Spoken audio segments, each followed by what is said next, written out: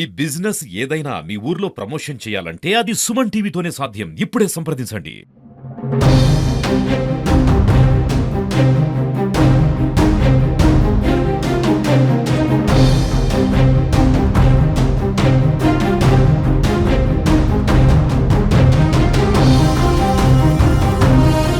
నమస్తే, welcome to Suman TV. నిన్నటి రోజున హుజురాబాద్ పట్టణంలో భారీ చోరీ అయితే చోటు చేసుకుంది.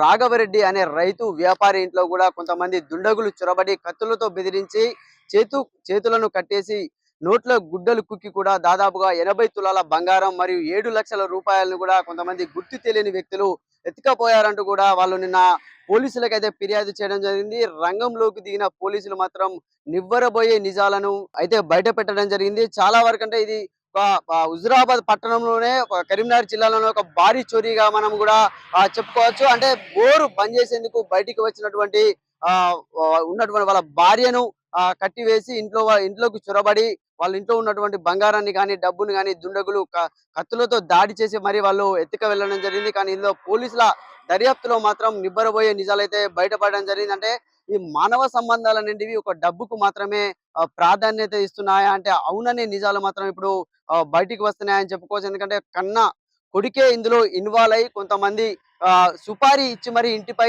దొంగతనాన్ని చేయించి తల్లిదండ్రులపై దాడి చేయించారనేది మాత్రం ఇప్పుడు పోలీసుల దర్యాప్తులో తేలిందనే నిజాలు మాత్రం బయటకు వస్తున్నాయి. అంటే దాదాపుగా ఒక ముగ్గురు అయితే ఆ ఇంట్లోకి చొరబడడం జరిగింది. ముగ్గురు చొరబడిన తర్వాత వాళ్ళను ఇంట్లో ఉన్నటువంటి వృద్ధులను వాళ్ళు కట్టేసి కొట్టి మరి కత్తులతో దాడి చేసి వాళ్ళ ఇంట్లో ఉన్నటువంటి బంగారాన్ని డబ్బును కూడా వాళ్ళు ఎత్తుక వెళ్ళడం జరిగింది. అసలు ఎందుకు ఇలా ఈ మానవ సంబంధాలు డబ్బుకు మాత్రమే ప్రాధాన్యత ఇస్తున్నాయి అంటే కన్న తల్లిదండ్రులకు కూడా విలువనివ్వట్లేదు. ఈ డబ్బుకున్న విలువ కన్న తల్లిదండ్రులకు కూడా లేకుండా పోతుందని కూడా మనము చెప్పుకోవచ్చు. ఎందుకంటే పోలీసుల ఫిర్యాదు ఇచ్చిన తర్వాత కూడా పోలీసులు వారి శైలిలో కూడా తనదైన శైలిలో కూడా పోలీసులు దర్యాప్తు చేసి కూడా వాళ్ళు ఒక ముగ్గురు దొంగలను కూడా పట్టుకొని విచారించగా వాళ్ళ కొడుకే ఇది చేయించాడనే మాత్రము బయటికి వస్తున్నది మాత్రము తెలుస్తున్న విషయం. 3 times ఎఫర్ట్స్ నడిచినాయి. వాళ్ళ మదర్ బయటికి రాలేదు. ఇన్స్టెడ్ ఆఫ్ మదర్ వేరే వాళ్ళు వచ్చి బంద్ చేయడం జరిగింది అనమాట. సో మదర్ను క్యాచ్ చేసి మిగతా ప్రాసెస్ చేద్దామనేటువంటి కాన్సెప్ట్ అనమాట. ఇప్పుడు వీళ్ళంతా ఇప్పుడు సమీర్, కృష్ణ, మున్నా వీళ్ళు ముగ్గురు ఫిజికల్గా పాల్గొన్నారు. తర్వాత ఈ హోటల్ ఉండేటోడు ఏదైతుందో దానికి మొత్తం స్కెచ్ చేసింది అమీర్ అనేటనే ఈయన మొత్తం స్కెచ్. తర్వాత దీన్ని ఎగ్జిక్యూట్ చేయడంలో చాలా మంచి పలు దొంగతనాల లోపల మంచి ఆరితేరున్నటువంటి సమీర్ అనేటోని కలుపుకొని ఇది చేసినారు. సో మెయిన్ సమీర్ బాగా వీళ్ళందరి మీద దాడి చేసి అది చేసింది అనమాట. ఇంట్లోనే వాళ్ళు ఆల్రెడీ పైకి ఎక్కి వాళ్ళు అక్కడ కొంచెం మద్యం సేవించి ఉన్నారు.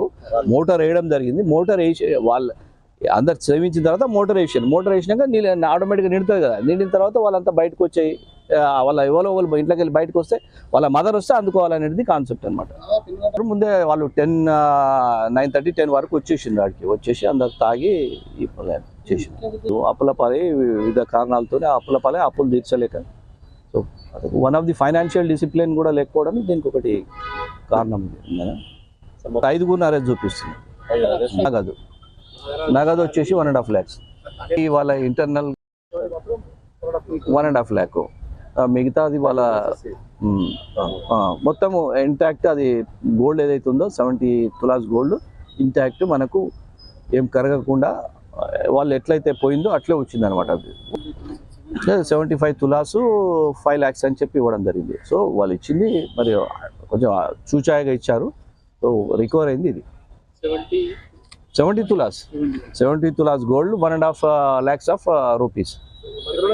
నాకు ఏంటంటే ఇతను ఈ వాళ్ళు మాస్క్లు వేసుకొని వచ్చినారు, మనం హ్యాండ్ గ్లౌజ్ వేసుకొని వచ్చినారని చెప్పడం జరిగింది. హ్యాండ్ గ్లౌజ్ వేసుకున్న ఫస్ట్ మనదేంది హ్యాండ్ గ్లౌజ్ ఎక్కడ కొన్నారు? మెడికల్ షాప్స్లో. అందులో ఎంక్వైరీ చేసే భాగంగా వీళ్ళు అక్కడ ఒక షాప్ అయింది. ఈడ స్కఫుల్లో ఆ లేడీతో కొట్లాడే క్రమంలో ఇంట్లో బ్రాస్లెట్ పడిపోయింది. సో మనకు ఆ షాప్లో ఉన్నప్పుడు బ్రాస్లెట్ చేతికే ఉన్నది. సో ఇది టాలీ అయిపోయింది. ప్లస్ గ్లౌజెస్ కొన్నారు. అది ఈవినింగ్, ఆ రోజు 23rd ఈవినింగ్ కొన్నారు అన్నమాట. సో దాని మీద మనం వర్కౌట్ చేసి మిగతా అంతా తీసినాం. వాడిని పిక్ చేసుకోవడంతోనే వెంటనే మనకు మర్డర్ అంటే ఇప్పుడు మనం వాళ్ళు ఇవ్వకపోతే చేసేవాళ్ళేమో. ఓన్లీ పైసల గురించి అతను అందుబాటులో లేవు. ఆయన ఏం చేస్తున్నాడు, ఇక తప్పనిసరి పరిస్థితిలో ఇది ఇది చేస్తేనే మన అప్పులు తీరుతాయి అనేటువంటి కాన్సెప్ట్కి ఆయన వచ్చి వైఫ్ అండ్ హస్బెండ్ చేసినటువంటి కాన్స్పిరసీ.